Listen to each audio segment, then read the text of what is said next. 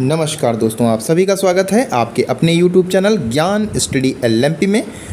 दोस्तों, आज हम लोग यूपी पेट 2022 में आने वाले करंट अफेयर और सामान्य जागरूकता के प्रश्नों को करने वाले हैं, जो कि काफ़ी इम्पॉर्टेंट प्रश्न लिए गए हैं और वही प्रश्न इसमें लिए गए हैं जो आपकी परीक्षा के लिए काफ़ी इम्पॉर्टेंट हैं या पिछले किसी भी परीक्षा में ये आ चुके हैं। तो पूरे ध्यान से, पूरी लगन से इन क्वेश्चनों को करिए। तो आइए सीधे क्लास में चलते हैं और आज के प्रश्नों को करते हैं। और दोस्तों, अगर आप चैनल पर पहली बार आए हैं तो चैनल को सब्सक्राइब कर लें, बेल आइकन को अंडर प्रेस कर लें, जिससे अगली क्लास की जानकारी आपको मिल जाएगी। तो आइए अब क्लास में चलते हैं और आज के प्रश्नों को करते हैं। आज का हमारा पहला प्रश्न है, टोक्यो जापान में आयोजित ओलंपिक खेलों का शुभांकर क्या है? आपके ऑप्शन हैं Kiwi, Vinicius, Miraitowa, panda. दोस्तों, इस प्रश्न का सही उत्तर हो जाएगा option C, Miraitowa. Tokyo Olympic खेलों का शुभांकर मिराई तोवा और सोमाइटी है। दोस्तों, सोमाइटी भी इसमें नहीं लिखा है, सोमाइटी भी होता है, सोमाइटी भी है इसमें। मिराई तोवा जापानी कहावत से प्रेरित शब्द है। जापानी शब्द मिराई तोवा में मिराई का अर्थ भविष्य और तोवा का अर्थ अनंत काल होता है। इसे खास जापानी इंडिगो ब्लू रंग का पैटर्न दिया गया है। दोस्तों, इस प्रश्न का सही उत्तर ऑप्शन सी हो जाता है, मिराई तोवा। दोस्तों, अगला प्रश्न है, हाल ही में एक प्रसिद्ध खिलाड़ी मिल्खा सिंह का 91 वर्ष की आयु में निधन हो गया। वह किस खेल से संबंधित हैं? आपके ऑप्शन है हॉकी, बास्केटबॉल, टेनिस, एथलेटिक्स। दोस्तों, मिल्खा सिंह एक एथलेटिक्स थे, तो डी ऑप्शन हमारा सही हो जाता है।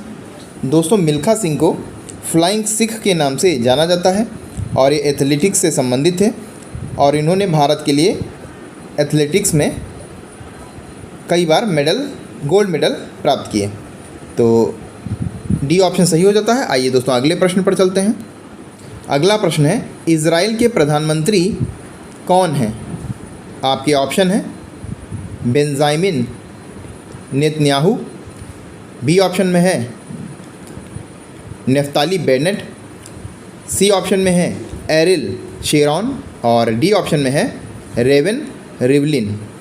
तो इस प्रश्न का सही उत्तर है इजराइल के वर्तमान प्रधानमंत्री नेफ्ताली बेनेट हैं, तो बी ऑप्शन हमारा सही हो जाता है। दोस्तों, अगला प्रश्न है, भारतीय मूल के अमेरिकी अभिमन्यु मिश्रा इतिहास के सबसे युवा ग्रैंड मास्टर बन गए हैं। वह किस खेल से संबंधित हैं? बियर्ड, कराटे, कैरम, शतरंज। तो दोस्तों, इस प्रश्न का सही उत्तर ऑप्शन डी, शतरंज हो जाता है। आइए दोस्तों, अगले प्रश्न पर चलते हैं। दोस्तों, अगला प्रश्न है, दुनिया की पहली DNA बेस्ड कोरोना वैक्सीन कौन सी है? दोस्तों, आपके ऑप्शन है ZyCoV D, Covishield, Covaxin, Sputnik V.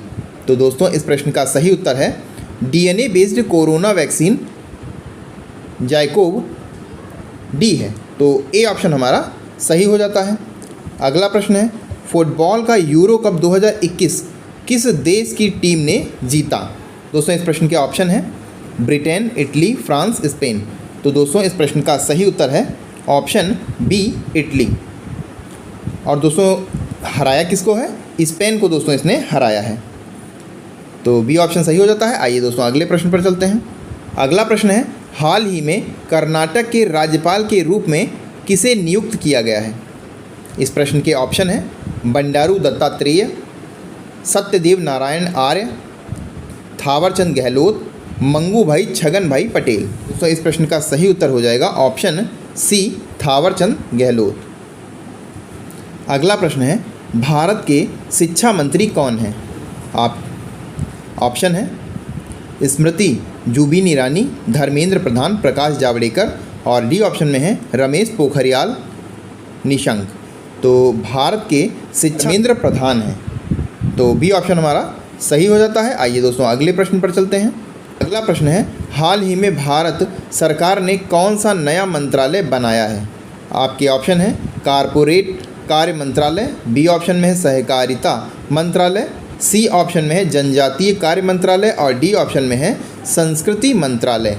तो दोस्तों इस प्रश्न का सही उत्तर हो जाएगा भारत सरकार ने सहकारिता मंत्रालय, बी ऑप्शन हमारा सही हो जाता है। भारत सरकार द्वारा सहकारिता मंत्रालय बनाया गया है। यह मंत्रालय देश में सहकारी आंदोलन को मजबूत करने के लिए अलग से प्रशासनिक, कानूनी और नीतिगत ढांचा उपलब्ध कराएगा। तो बी ऑप्शन हमारा सही हो जाता है। आइए दोस्तों अगले प्रश्न पर चलते हैं। अगला प्रश्न है, भारत ने राफेल लड़ाकू विमान किस देश से खरीदा है? ऑप्शन है इंग्लैंड, इटली, फ्रांस, रूस। तो दोस्तों राफेल लड़ाकू विमान फ्रांस से खरीदा गया है। तो सी ऑप्शन सही हो जाता है। अगला प्रश्न है, निम्न में से कौन सा देश सार्क का सदस्य नहीं है? भारत, चीन, पाकिस्तान, बांग्लादेश। तो दोस्तों सार्क का सदस्य चीन नहीं है। तो बी ऑप्शन हमारा सही हो जाता है। सार्क दक्षिण एशिया के 7 देशों का संगठन है जिसका पूरा नाम है दक्षिण एशियाई क्षेत्रीय सहयोग संगठन। सार्क के 7 सदस्य देश हैं भारत, पाकिस्तान, बांग्लादेश, श्रीलंका, नेपाल, भूटान और मालदीव। दोस्तों ये 7 नाम आपको याद होने चाहिए क्योंकि कभी इसमें पूछा गया है कौन सा नहीं है, कभी कभार पूछा जाता है कौन सा है, 3 कोई अन्य नाम दे दिए जाते हैं और एक नाम इनमें से दे दिया जाता है। तो आपको ये बात ध्यान रखनी है, ये 7 नाम आपको याद होने चाहिए। भारत, पाकिस्तान, बांग्लादेश, श्रीलंका, नेपाल, भूटान और मालदीव। तो इस प्रश्न का सही उत्तर ऑप्शन बी हो जाता है चीन। आइए दोस्तों अगले प्रश्न पर चलते हैं। अगला प्रश्न है, बांग्लादेश की मुद्रा क्या है? टका, रियाल, दिरहम, दिहरम, रुपया। तो दोस्तों बांग्लादेश की मुद्रा टका है। तो ए ऑप्शन हमारा सही हो जाता है। अगला प्रश्न है, अंतर्राष्ट्रीय युवा दिवस कब मनाया जाता है? आपके ऑप्शन है 14 नवंबर, बी ऑप्शन में है 12 अगस्त, सी ऑप्शन में है 11 जुलाई और डी ऑप्शन में है 4 मार्च। तो दोस्तों अंतर्राष्ट्रीय युवा दिवस 12 अगस्त को मनाया जाता है। तो बी ऑप्शन हमारा सही हो जाता है। और ये किसके जन्मदिवस के अवसर पर मनाया जाता है? स्वामी विवेकानंद जी के जन्मदिन के अवसर पर मनाया जाता है। तो बी ऑप्शन हमारा सही हो जाता है। आइए दोस्तों अगले प्रश्न पर चलते हैं। अगला प्रश्न है, ब्रिक्स देशों के ग्रुप का मुख्यालय कहाँ है? Moscow, New Delhi, Shanghai, Cape Town. BRICS दोस्तों ब्रिक्स देशों के ग्रुप का मुख्यालय शंघाई में है। तो सी ऑप्शन हमारा सही हो जाता है। दोस्तों ब्रिक्स की बात की गई है तो ब्रिक्स देशों के समूह में ईरान और अर्जेंटीना ने शामिल होने के लिए आवेदन कर दिया है।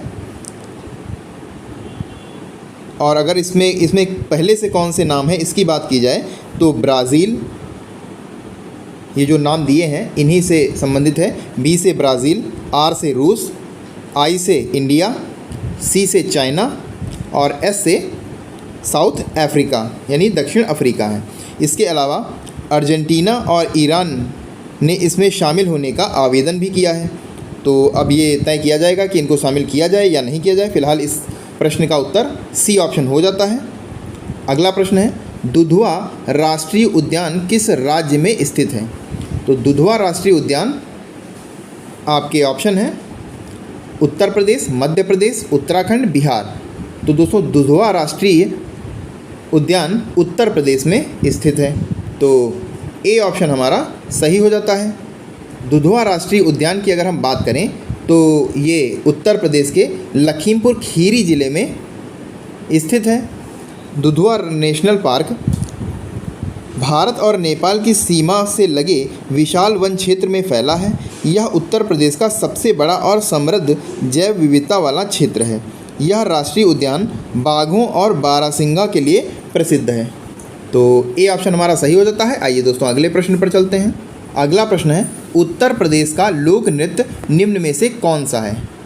खेल गोपाल, मटकी, फाग, नौटंकी। तो दोस्तों उत्तर प्रदेश का लोक नृत्य नौटंकी है। तो डी ऑप्शन हमारा सही हो जाता है। अगला प्रश्न है, अमेरिका का राष्ट्रीय खेल कौन सा है? Rugby, teeball, baseball, basketball. तो दोस्तों अमेरिका का राष्ट्रीय खेल बेसबॉल है। तो सी ऑप्शन हमारा सही हो जाता है। आइए दोस्तों अगले प्रश्न पर चलते हैं। दोस्तों अगला प्रश्न है DRDO का मुख्य कार्य किस क्षेत्र में अनुसंधान करना है। आपके ऑप्शन है अंतरिक्ष अनुसंधान, बी ऑप्शन में कृषि अनुसंधान, सी ऑप्शन में है चिकित्सा अनुसंधान और डी ऑप्शन में है रक्षा अनुसंधान। तो DRDO का मुख्य कार्य किस क्षेत्र में अनुसंधान करना है, तो रक्षा अनुसंधान में करना है। तो डी ऑप्शन हमारा सही हो जाता है। अगला प्रश्न है भारतीय ज्ञानपीठ पुरस्कार किस क्षेत्र में उत्कृष्ट योगदान के लिए दिया जाता है। कला, साहित्य, शिक्षा, चिकित्सा। तो भारतीय ज्ञानपीठ पुरस्कार साहित्य के लिए दिया जाता है। तो बी ऑप्शन हमारा सही हो जाता है। आइए दोस्तों अगले प्रश्न पर चलते हैं। दोस्तों 20 नंबर का प्रश्न है और ये हमारे आज का अंतिम प्रश्न है। भारत का सबसे बड़ा वन्य जीव अभ्यारण्य कौन सा है। दोस्तों आपके ऑप्शन में ए में है दिबांग घाटी, बी में है केदारनाथ वन्य जीव अभ्यारण्य, सी में है दुधवा राष्ट्रीय उद्यान और डी ऑप्शन में है घुड़खर जंगली गधा अभ्यारण्य। दोस्तों इस प्रश्न का सही उत्तर हो जाएगा ऑप्शन डी घुड़खर जंगली गधा अभ्यारण्य। घुड़खर जंगली गधा अभ्यारण्य गुजरात में है और यह भारत का सबसे बड़ा वन्य जीव अभ्यारण्य है। तो इस प्रश्न का डी ऑप्शन सही हो जाता है। तो दोस्तों आज के लिए बस इतना ही। कैसी लगी आज की क्लास कमेंट करके ज़रूर बताएं और अगर अच्छी लगी हो तो लाइक करें, चैनल को सब्सक्राइब करें। अगर वीडियो आपको अच्छी लगी हो तो लाइक करें, चैनल को सब्सक्राइब करें और बेल आइकन को अंडर प्रेस कर लें। मिलते हैं अगली क्लास में, तब तक के लिए नमस्कार, जय हिंद, जय भारत।